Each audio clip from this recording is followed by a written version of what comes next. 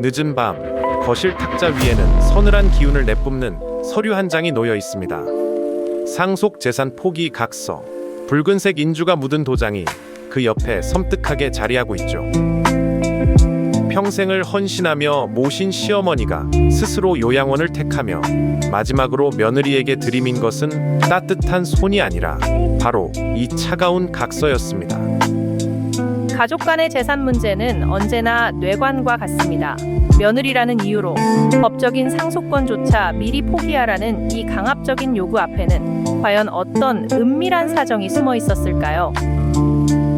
도장을 찍는 순간 은지는 누구의 편도 아닌 사람이 된 듯했습니다. 시어머니의 재산을 바라지 않았다는 말은 변명으로 취급됐고 침묵하면 계산적이라는 시선이 따라왔습니다. 여러분도 가족 앞에서 해명할수록 더 의심받는 순간을 겪어보셨나요? 이 장면의 핵심은 돈의 액수가 아니라 오래 쌓은 신뢰가 한 문장으로 무너지는 공포였습니다. 그런데 시어머니는 며느리의 떨리는 손보다 현관 쪽을 더 자주 살폈습니다. 누군가가 이 각서의 결과를 기다리고 있다는 듯한 시선이었습니다. 어머니, 정말 이러셔야겠어요? 제가 바란 건 재산이 아니라는 거 누구보다 잘 아시잖아요. 그런데 왜 꼭 이렇게까지 모질게 구시는 건가요? 며느리의 목소리는 가늘게 떨렸지만 더 이상 애원하지 않았습니다. 그녀는 굳은 표정으로 도장을 집어들었습니다. 15년간 묵묵히 병수발을 들며 집안의 굳은 일을 도맡아온 세월이 이 종이 한 장으로 철저히 부정당하는 순간이었습니다.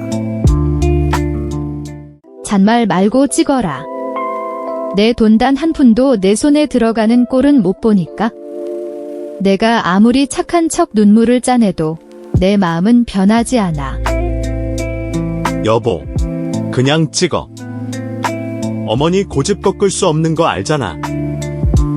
어차피 우리 가족인데 종이 한 장이 대수야? 마음 편하게 해드리자고. 남편은 오히려 아내를 채근했고 친척들은 뒤에서 수군거리며 며느리를 독하다고 비난했습니다. 하지만 그들은 아직 모르고 있었습니다. 이 각서가 훗날 얼마나 엄청난 파장을 불러올 끔찍한 진실의 서막인지를 말입니다. 은지는 종이를 다시 읽었습니다. 상속을 포기한다는 문장 아래에는 채무와 재산의 귀속을 따로 확인한다는 낯선 조항이 작게 이어져 있었습니다. 법률 문서에 익숙하지 않은 그녀에게는 모두 같은 모욕처럼 보였습니다. 반면 재현은 끝까지 내용을 읽지 말라며 서명할 자리만 손가락으로 짚었습니다. 그 조급함은 훗날 가장 중요한 복선이 됩니다. 불과 몇 달 전까지만 해도 이 집안의 풍경은 겉보기엔 그저 평범하고 단란했습니다. 아침 햇살이 빗살이 비치는 거실에서는 차 끓이는 소리가 났고 며느리는 언제나처럼 시어머니의 약을 챙기고 식사를 준비하며 하루를 시작했죠. 남편 재현은 밖에서 사업을 한답시고 늘 바빴지만 며느리 은지는 묵묵히 시어머니를 모시며 가정을 지켜왔습니다. 그녀에게 시어머니는 때론 까칠해도 핏줄 같은 가족이었으니까요. 어머니, 약 드실 시간이에요. 오늘은 혈압이 어떠신가요? 날이 추워지니 외출하실 때 꼭 목도리 챙기시고요. 알았다. 알았어. 내가 안 챙겨도 다 알아서 하니까 유난 떨지 마라. 그래도 차는 따뜻하게 잘 우렸네. 그런데 평화롭던 일상에 금이 가기 시작한 것은 시어머니가 갑자기 알 수 없는 말을 꺼내면서부터였습니다. 그녀는 자신의 방에 틀어박혀 오래된 짐들을 낡은 여행 가방에 쑤셔 넣기 시작했습니다. 나 다음 달에 요양원 들어갈 거다. 시설 좋은 곳으로 다 알아보고 예약까지 마쳤으니 너희들은 신경 쓸 거 없다. 내 발로 내가 걸어 들어갈 테니 그렇게 알아라. 청천벽력 같은 선언이었습니다. 거동이 불편하신 것도 아니고 아직 며느리의 보살핌 속에 지낼 수 있는데도 시어머니의 태도는 완강하고 차가웠습니다. 갑자기 요양원이라니요? 제가 뭐 잘못한 거라도 있나요? 섭섭한 게 있으시면 말씀을 하세요. 제가 다 고치겠습니다. 이렇게 갑자기 짐을 싸시면 제 입장이 뭐가 됩니까? 은진이 당황하며 매달렸지만 현관문 앞에 서 있던 남편 재현의 표정은 어딘가 묘했습니다. 겉으로는 놀란 척했지만 팔짱을 낀 그의 입가에는 숨길 수 없는 안도감이 스쳐 지나갔습니다. 어머니, 갑자기 이러시면 저희가 불효자가 되잖아요. 아휴, 정말 말릴 수가 없네. 그래도 어머니가 정 원하신다면 어쩔 수 없죠. 은진아, 어머니 뜻이 확고하신데 너무 고집 피우지 마. 남편의 반응은 너무나 낯설었습니다. 평소라면 어머니를 설득하려 들었을 텐데 너무 쉽게 상황을 수용해버렸죠. 은지는 남편의 태도에 깊은 상실감과 배신감을 느꼈습니다. 당신은 속도 편하네. 어떻게 어머니를 낯선 시설로 모실 생각을 그렇게 쉽게 동의해? 우리가 모셔야지. 남들 눈도 있는데 이게 무슨 망신이야. 그러나 진짜 폭풍은 아직 시작조차 되지 않은 상태였습니다. 시어머니가 요양원 입소를 조건으로 내건 어처구니 없는 요구 조건이 기다리고 있었기 때문입니다. 그날 밤 은지는 비어있는 약통과 예약 확인 봉투를 나란히 놓아보았습니다. 입소 상담은 이미 한 달 전에 시작됐고 보호자 연락처에는 재현이 아니라 시어머니 본인의 번호만 적혀 있었습니다. 누군가에게 떠밀려간 사람의 준비라고 보기에는 지나치게 꼼꼼했습니다.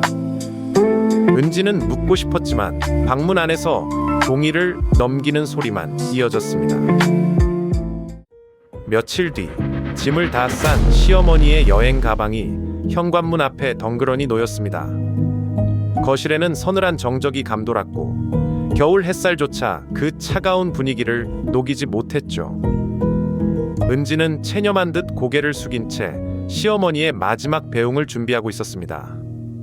그때 시어머니가 가방에서 구겨진 종이 한 장을 꺼내어 탁자 위에 던졌습니다.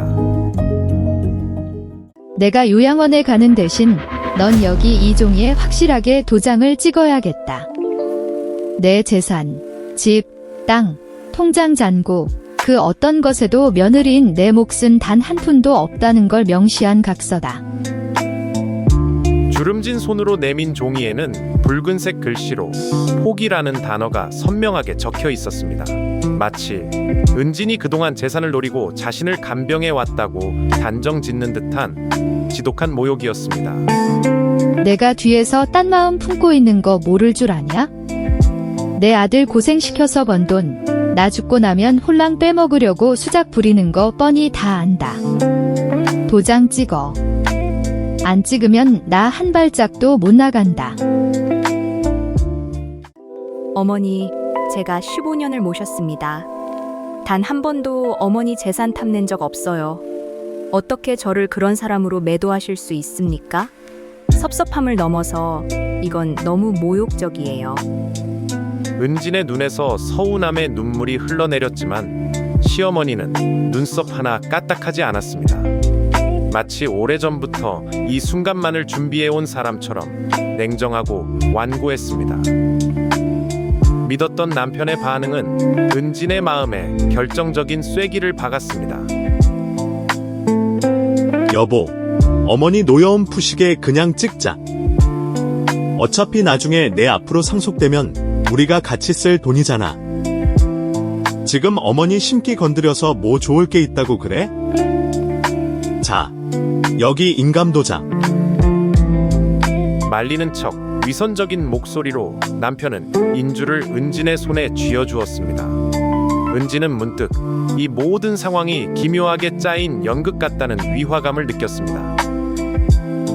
남편은 마치 각서의 존재를 미리 알고 있었던 것처럼 자연스러웠으니까요. 결국 은지는 눈물을 닦고 감정이 메마른 얼굴로 각서에 선명한 붉은 도장을 찍었습니다.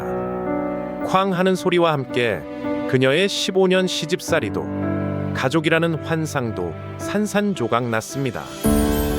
하지만 그녀는 상상조차 하지 못했습니다. 이 가혹해 보이는 각서가 훗날 자신을 지켜줄 유일한 방패막이가 될 것이란 사실을 말입니다. 진실의 톱니바퀴는 이제 막 돌아가기 시작했습니다. 시어머니가 떠난 후 집안은 숨막히는 정막에 휩싸였습니다. 남편 재현은 콧노래를 부르며 평소보다 일찍 퇴근하거나 주말에도 외출이 잦아졌죠.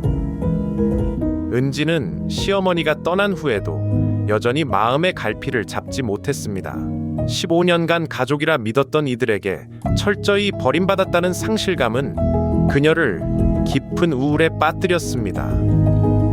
은지는 아침마다 두 사람 몫에 밥을 차리다가 빈 의자를 보고서야 손을 멈췄습니다. 미움과 걱정은 이상하게 함께 남았습니다. 요양원에 전화를 걸었다가도 자신을 돈만 보는 사람이라 몰아세운 목소리가 떠올라 수화기를 내려놓곤 했습니다. 재현은 그런 아내를 위로하기보다 집의 등기 서류와 인감 보관함부터 확인했습니다. 은진이 이유를 묻자 세금 문제라고 얼버무렸지만 그날부터 서재문에는 작은 자물쇠가 달렸습니다. 한편 요양원에 입소한 시어머니는 다른 노인들과 어울리지 않은 채 창밖만 바라보며 조용히 지냈습니다. 하지만 그녀를 담당하는 요양보호사 수연의 눈에는 뭔가 이상한 점이 포착되었습니다. 어르신은 매일 밤 낡은 수첩을 꺼내 무언가를 꼼꼼히 기록하셨어요. 마치 남은 시간이 얼마 없는 사람처럼 아주 절박하고 비밀스러운 눈빛이셨죠. 수연은 기록을 정리하다가 시어머니가 같은 질문을 되풀이한다는 사실을 알았습니다. 며느리에게서 전화가 왔는지, 아들이 집 서류를 찾았는지, 자신이 맡긴 봉투가 잠금 서랍에 그대로 있는지였습니다. 식사량은 줄었지만 정신은 또렷했고 날짜와 금액을 틀리지 않았습니다. 단순한 노인의 불안이 아니라 마지막 절차를 점검하는 사람의 태도였습니다. 수연이 가족에게 알리겠다고 하자 시어머니는 아직 때가 아니라며 손목을 붙잡았습니다. 내가 여기서 나가기 전까지 어떻게든 마무리를 지어야 해. 내 아들놈이 저지른 미친 짓거리를 은진이 그 불쌍한 것 혼자 감당하게 둘 순 없지? 그렇습니다. 독하고 모진 시어머니의 가면 뒤에는 차마 입 밖으로 꺼낼 수 없는 추악한 비밀을 감추고 홀로 고군분투하는 늙은 어미의 눈물이 배어 있었습니다. 진실의 단서는 전혀 예상치 못한 곳에서 터져나왔습니다. 은진이 남편의 서재를 청소하던 중 깊숙한 서랍에서 붉은 도장이 찍힌 압류 예고장을 발견한 것입니다. 이게 다 뭐야? 대출 원리금 연체? 가압류 예고 통지서? 우리가 언제 이렇게 빚을 졌다고 사업 자금이라도 부족했던 건가? 예고장에는 은진이 알지 못하는 계좌 번호와 여러 차례의 연체 날짜가 적혀 있었습니다. 그녀는 가계부를 꺼내 생활비가 줄어든 시점과 대조했습니다. 재현이 거래처 사정이라며 돈을 아껴 쓰자고 한 달마다 큰 금액이 다른 곳으로 빠져나갔습니다. 냉장고를 바꾸지 못해 수리비를 아끼던 날에도 낯선 곳에서는 고가의 결제가 이어졌습니다. 은지는 분노보다 먼저 자신이 무엇을 놓쳤는지 확인하려고 서류를 날짜 순으로 배열했습니다. 떨리는 손으로 서류를 뒤적거리던 은지는 곧이어 더 충격적인 명세서를 찾아냈습니다. 최고급 호텔 결제 내역, 명품 가방 영수증, 그리고 낯선 여성의 이름으로 송금된 수천만 원의 내역들. 퍼즐이 맞춰지듯 남편의 수상했던 행적들이 하나로 연결되었습니다. 그는 사업이 아니라 다른 여자와의 부적절한 만남과 도박에 미쳐 가족의 전 재산을 탕진하고 있었던 것입니다. 은진의 머릿속에 섬광처럼 한 가지 생각이 스쳤습니다. 그래서 어머니를 서둘러 요양원에 보낸 거구나. 집을 담보로 대출을 받아 그 여자에게 돈을 빼돌리기 위해서. 그렇다면 어머니가 나한테 강제로 쓰게 했던 그 각서도 이 사람이 뒤에서 조종한 거였어? 나한테서 마지막 권리마저 뺏어가려고? 그러나 한 가지가 맞지 않았습니다. 남편이 각서를 꾸몄다면 왜 자신에게 불리할 수 있는 채무 관련 문구를 남겼을까요? 은지는 각서 사본을 찾으려 했지만 재현이 원본과 복사본까지 챙겨간 뒤였습니다. 시어머니가 일부러 자신을 화나게 만들어 질문할 틈을 주지 않은 이유도 설명되지 않았습니다. 의심은 남편을 향했지만 시어머니의 행동에는 아직 풀리지 않은 매듭이 남아 있었습니다. 모든 것이 남편의 치밀한 함정이었다고 생각한 은지는 분노로 온몸이 떨렸습니다. 시어머니와 남편이 한통속이 되어 자신을 길거리에 나앉게 만들려 했다는 배신감이 그녀의 이성을 마비시켰죠.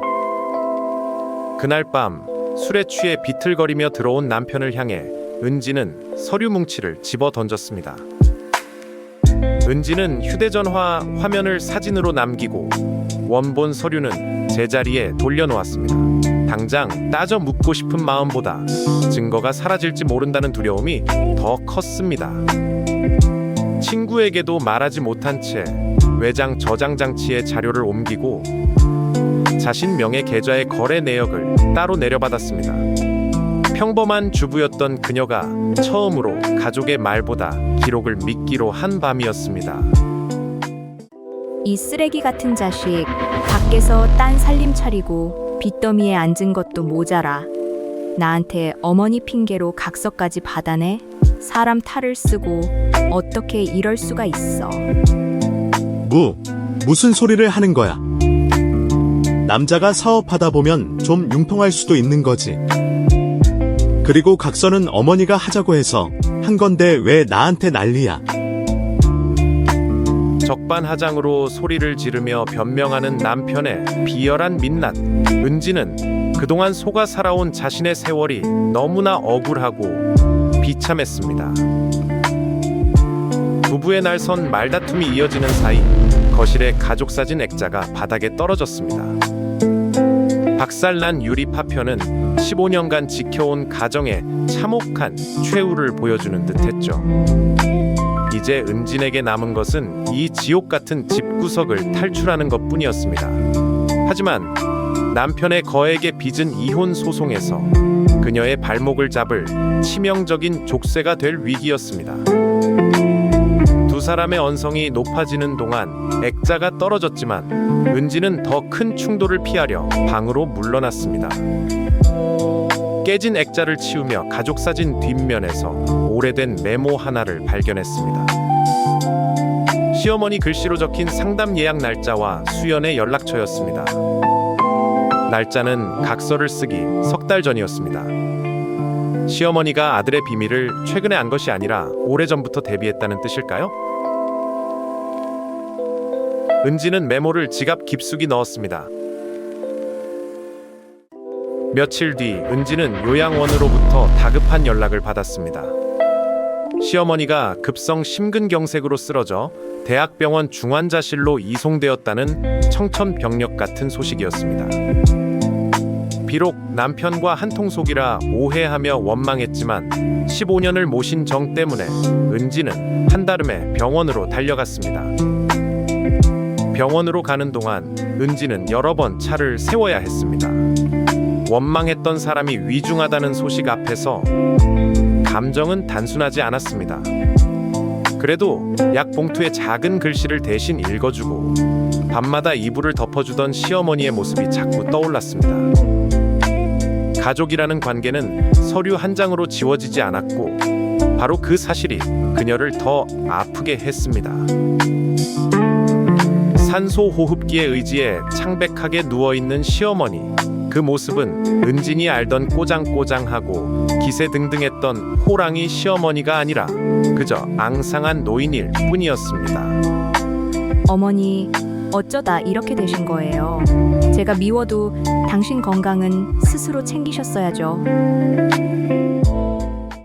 그때 병실 복도가 소란스러워졌습니다.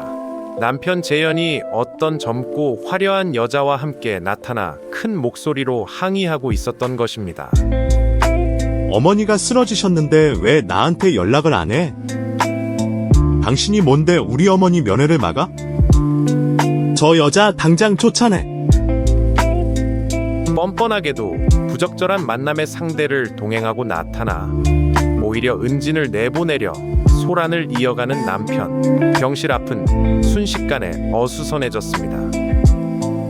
수연은 복도 직원에게 도움을 요청해 일행을 병실에서 떨어진 대기 공간으로 안내했습니다. 은진도 맞서 소리치지 않고 병실 문을 닫았습니다. 문틈 너머로 재현은 자신이 보호자라고 주장했지만 그가 가장 먼저 물은 것은 어머니의 상태가 아니라 서류 봉투의 행방이었습니다. 그 한마디에 은진의 마지막 의심이 방향을 바꾸기 시작했습니다.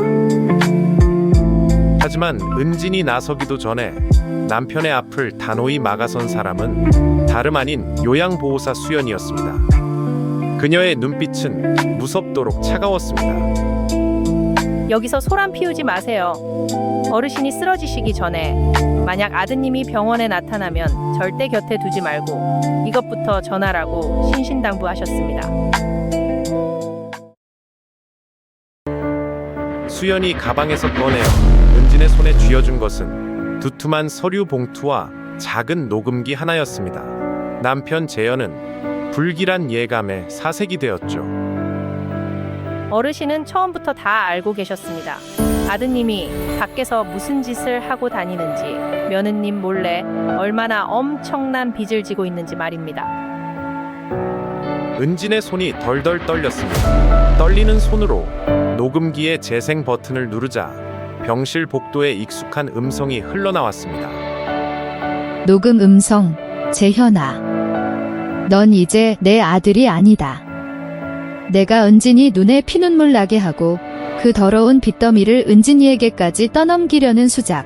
내가 모를 줄 알았더냐? 녹음에는 화려한 고백보다 날짜와 계좌, 아들이 요구한 인감 서류의 종류가 차례로 담겨 있었습니다. 시어머니는 감정만으로 며느리를 지킬 수 없다는 것을 알고 있었습니다. 그래서 기억이 흐려지기 전에 상담 내용을 적고 재현이 한 말을 시간순으로 남겼습니다. 한 문장 한 문장이 은진이 놓친 지난 몇 달을 다시 세우는 표지판이었습니다. 녹음기 속 시어머니의 목소리는 분노와 슬픔으로 가득 차 있었습니다. 진실은 은진의 상상을 완전히 뒤엎는 것이었습니다. 녹음 음성, 은진아. 내가 이 녹음을 듣고 있다면 넌 나를 천하의 몹쓸 시어머니라 욕하고 있겠지. 그래, 다 내 업보다. 하지만 내가 너에게 강제로 쓰게 한 그 각서는 널 내쫓으려던 게 아니다. 시어머니는 아들의 외도와 빚을 우연히 알게 된 후 며느리가 그 채무를 고스란히 떠안게 될 것을 직감했습니다. 그래서 스스로 요양원행을 핑계 삼아 치밀한 계획을 세웠던 것입니다. 어르신이 강요하셨던 그 각서는요, 단순한 상속 포기가 아니었어요. 재산을 포기한다는 명목하에 아드님의 빚이 며느님에게 단 1원도 상속되거나 연대 책임으로 넘어오지 못하게 막는 재산 분리 안전장치였던 겁니다. 각서만으로 모든 문제가 저절로 해결되는 것은 아니었습니다. 중요한 것은 그 문서와 함께 보관된 거래 기록, 상담 기록, 재현이 채무를 숨겼다는 정황이었습니다. 시어머니는 며느리가 전문가의 도움을 받아 사실관계를 다툴 수 있도록 자료를 분리해 두었습니다. 수연은 특정 결과를 장담하지 않았습니다. 다만 은진이 아무것도 모른 채 서명하거나 보증하는 일을 막고 자신의 권리를 확인할 시간을 벌어준 것이라고 설명했습니다. 서류 봉투 안에는 각서의 원본과 함께 시어머니가 자신의 남은 전 재산을 은진의 친정 어머니 이름으로 신탁해 놓은 증서가 들어 있었습니다. 은진이 이혼 후 자립할 수 있도록 모든 것을 몰래 준비해 둔 것이었죠. 어머니, 세상에 이런 줄도 모르고 저는 어머니가 저를 내친다고 원망만 했는데 제가 얼마나 끔찍한 오해를. 눈물이 비 오듯 쏟아졌습니다. 시어머니는 미친 짓을 벌이는 아들로부터 며느리를 지키기 위해 기꺼이 자신을 가장 악독하고 피도 눈물도 없는 노인네로 포장하며 모든 비난의 화살을 스스로 짊어졌던 것입니다. 자신이 세상을 떠나고 나면 혼자 남겨질 며느리가 억울한 빚에 짓눌리지 않도록 피 맺힌 결단으로 각서라는 보호막을 씌워준 셈이었습니다. 은지는 그제야 시어머니가 자신을 바라보지 못했던 이유를 이해했습니다. 모진 말을 하면서 눈을 마주치면 결심이 흔들릴까 두려웠던 것입니다. 하지만 이해했다고 해서 상처가 사라지는 것은 아니었습니다. 보호하려는 마음이 있었다 해도 설명 없이 밀어낸 방식은 두 사람 모두에게 깊은 흉터를 남겼습니다. 사랑이 상대의 선택권을 대신할 수 있는지 이 이야기가 쉽게 판결되지 않는 이유도 바로 거기에 있었습니다. 모든 진실이 드러나자 거들먹거리던 남편 재현과 동행인의 얼굴은 하얗게 질렸습니다. 그가 그토록 탐내던 어머니의 재산은 단 한 푼도 그의 몫이 아니었습니다. 말도 안 돼. 어머니가 어떻게 나한테? 내가 핏줄인데 왜 피 한 방울 안 섞인 저 여자한테 다 주냐고. 이건 무효야. 무효라고. 하지만 기록은 은진이 자신의 권리를 확인할 중요한 근거가 되었습니다.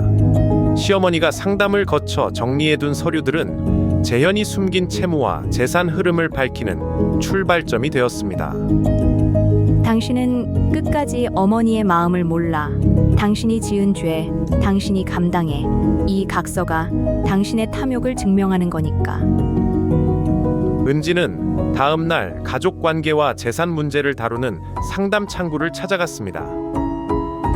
담당자는 먼저 각서 한 장만으로 결론을 정할 수 없으며 작성 경위와 문구, 재산 형성 과정, 채무의 사용처를 함께 살펴야 한다고 설명했습니다. 은지는 시어머니가 모아둔 기록과 자신의 계좌 내역을 제출하고 재현에게 추가 서명이나 보증을 요구받아도 응하지 않기로 했습니다. 또 중요한 서류의 원본을 안전한 장소에 보관하고 연락은 가능한 한 기록으로 남겼습니다. 감정적인 복수보다 자신의 생활을 분리하는 일이 첫 판결이었습니다. 재현에게도 설명하고 자료를 낼 기회가 주어졌지만 그는 구체적인 내역 대신 가족끼리 왜 이러느냐는 말만 되풀이했습니다. 가족이라는 말이 책임을 지우는 방패가 될 수는 없었습니다. 며칠 후 병실을 지키며 밤을 새우던 은진의 손을 앙상한 손이 맞잡았습니다.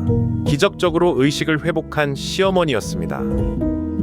울지 마라. 내 아들놈 잘못 키운 죄 내가 치른 것뿐이니까. 넌 이제 내 인생 살아. 더 이상 미련한 며느리로 살지 말고 내 이름으로 살아. 의식을 되찾은 시어머니는 가장 먼저 미안하다고 말하지 못했습니다. 평생 사과에 서툰 사람답게 물부터 마시라며 은진의 손을 밀었습니다. 은진은 그 손을 놓지 않고 물었습니다. 왜 자신에게 사실을 말해 함께 결정하지 않았느냐고. 왜 또 한 번 며느리를 보호받아야 할 약한 사람으로만 보았느냐고 말입니다. 시어머니는 한참 침묵한 뒤 아들이 눈치채면 자료를 없애고 은진에게 보증을 강요할까 두려웠다고 털어놓았습니다. 그리고 자기 방식이 옳았다고 우기지 않았습니다.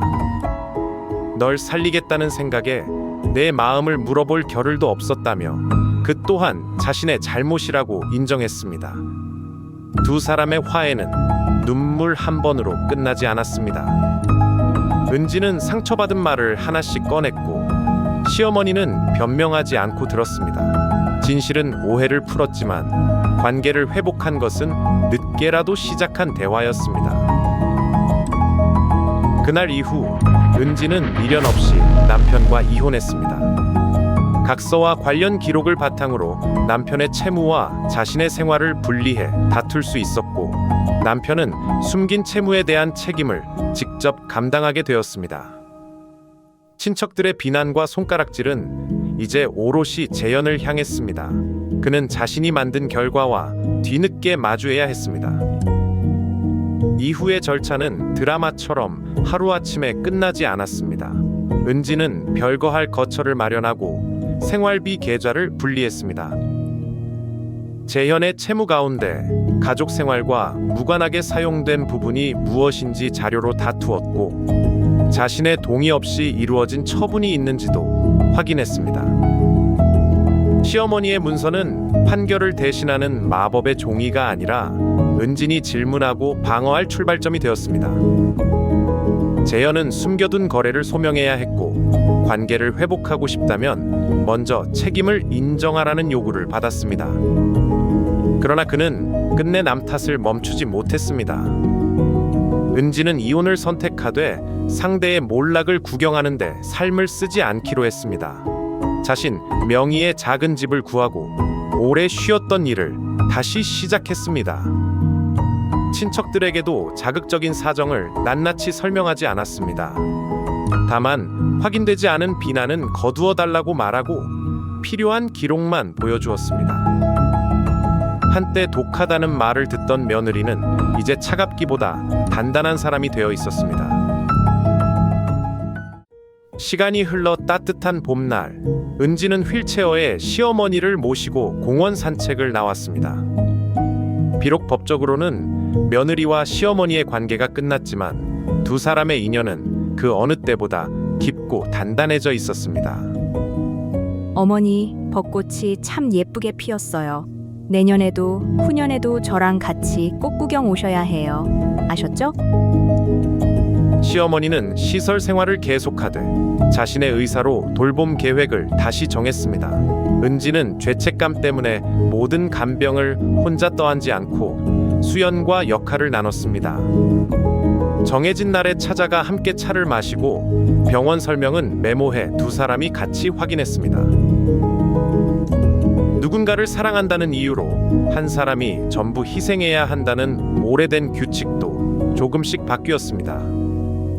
봄볕 아래 두 사람 사이에는 예전처럼 명령하는 시어머니도 참기만 하는 며느리도 없었습니다. 시어머니 역시 자신의 재산과 돌봄에 관한 결정을 문서로 남기되 이번에는 은진에게 먼저 보여주었습니다. 두 사람은 비용과 방문 일정, 위급할 때 연락할 사람을 함께 정했습니다.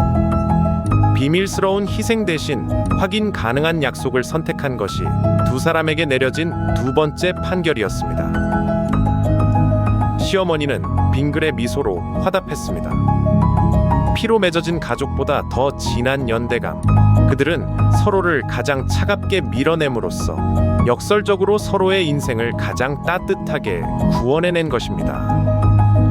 재현은 한동안 어머니에게 연락하지 못했습니다. 시어머니는 아들을 미워해서가 아니라 책임을 인정하기 전까지 예전 관계로 돌아가지 않겠다는 선을 그었습니다. 은진도 용서를 서두르지 않았습니다. 용서는 피해가 없었던 일로 만드는 것이 아니라 같은 일이 반복되지 않도록 거리를 정하는 과정일 수 있기 때문입니다. 두 여성은 서로를 구했다는 말보다 서로의 선택을 존중하는 법을 늦게 배웠다고 말했습니다. 가장 독해 보이는 선택이 때로는 가장 깊은 사랑을 품고 있기도 합니다. 만약 시어머니가 착한 얼굴로 아들의 빚을 덮어주려 했다면 이 두 여자의 인생은 어떻게 되었을까요? 사랑이라는 이름의 진정한 의미를 다시 한번 묻게 됩니다. 여러분이라면 이 비극 속에서 어떤 결단을 내리시겠습니까? 차가운 서류 한 장에 숨겨진 뜨거운 진심. 스스로 악역이 되길 주저하지 않았던 늙은 어머니의 숭고한 결단이 깊은 위로를 남깁니다. 이 이야기를 법률 조언이나 특정 사건의 재현으로 받아들여서는 안 됩니다. 문서의 효력과 채무 책임은 구체적인 사정에 따라 달라질 수 있으므로 비슷한 상황이라면 서명을 서두르지 말고 관련 자료를 보존한 뒤 적절한 전문가와 상담해야 합니다. 심리적으로도 가족을 지킨다는 명분이 침묵과 통제를 정당화하지는 않습니다. 시어머니의 결단은 며느리에게 시간을 벌어주었지만 진실을 함께 나누지 못한 대가도 컸습니다. 그래서 이 결말은 누군가의 완전한 승리가 아니라 두 사람이 다시 자기 이름으로 선택하기 시작한 회복에 가깝습니다.